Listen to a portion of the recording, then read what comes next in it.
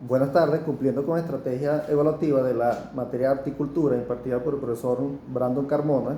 en una actividad grupal me encuentro acompañada de la compañera Dulce Escalona y mi persona, Alvin José Gómez. Estaremos tocando el tema 3, cultura popular y basamento legal,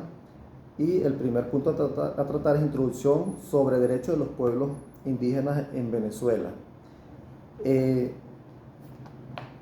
El derecho de los pueblos indígenas en Venezuela está ya tipificado desde el año 99 en la República Bolivariana de Venezuela. Existe un apartado específico que tiene que ver con el capítulo 8 de los derechos de los pueblos indígenas, y es donde el Estado viene a reconocer de alguna manera lo que es al pueblo indígena desde el punto de vista social, desde el punto de vista político, cultural, desde el punto de vista de lo que es la economía, y todo dentro de lo que es el reconocimiento de su hábitat en ese sentido. Viene de alguna manera hasta reconocer lo que es la parte religiosa, lo que es el reconocer su hábitat o su territorialidad desde el punto de vista de las tierras que han ocupado desde tiempos ancestrales, y todo esto plasmado dentro de la Constitución, donde por supuesto le viene dando estos derechos en que puedan promover sus prácticas, en que puedan promover su cultura de manera libre, siempre y cuando, tanto así que hasta el ámbito jurídico o el ámbito legal les reconoce, siempre y cuando por supuesto no vayan o no estén por encima o estén incumpliendo lo que es la Constitución bolivariana de Venezuela. Eh,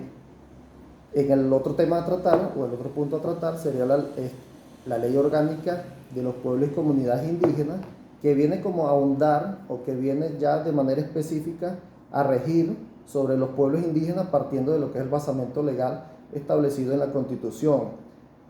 Viene como que a reconocer esos principios que ya están estipulados en la Constitución, ampliándolo o dejando lo que es el detalle en sí, que es garantizar, promover lo que es la cultura, el derecho a la educación, el derecho a lo que es mantener su idioma, a mantener su legislación dentro del hábitat o territorial de cada pueblo. Viene también a abundar a que puedan tener participación hasta en el ámbito político, teniendo representantes en lo que es la asamblea, o pudiendo también ser funcionarios de elección popular en aquellos estados donde hay participación indígena, que podrían ser alcaldes, podrían ser diputados, podrían ser cualquier, o optar a cualquier cargo público. Viene de alguna manera también a tener o a permitir el derecho a lo que es la parte económica, lo que es gozar de la legislación laboral, por supuesto, hasta el ámbito de también darle participación o de reconocer los recursos que puedan explotarse dentro de lo que es el territorio que pertenece a cada uno de estos pueblos indígenas. Bueno, para seguir con la exposición, podríamos hablar también, ya que estamos hablando de lo que es todo el basamento legal de los pueblos indígenas venezolanos, tendríamos que convocar también lo que es patrimonio cultural. Existe una ley de patrimonio cultural donde a ellos se les da un respeto desde lo que promueven, desde lo que hacen, o sea, desde lo que es sus procedimientos ancestrales, sus procedimientos en salud y en medicina, su cultura, su idioma, todo eso viene con ellos a enmarcar lo que es el patrimonio cultural de los pueblos indígenas en Venezuela. Es una ley que se creó para respaldar en convenio con el Estado venezolano y con otros países, los pueblos indígenas, no solo de nuestro país, sino respaldando todos los pueblos indígenas a nivel mundial. Por último hablaríamos de la ley o del convenio 169 que se aprobó. Este convenio se aprobó con el propósito de darle cabida al pueblo indígena dentro de la explotación de los recursos minerales que existen en sus distintos pueblos étnicos. Ellos tendrían que tener participación de la explotación minera, de los recursos minerales, etc. El gobierno puede hacer esto dentro de sus comarcas, dentro de sus territorios, siempre y cuando tengan la aprobación de los pueblos indígenas. De no aprobarlo, esto no debería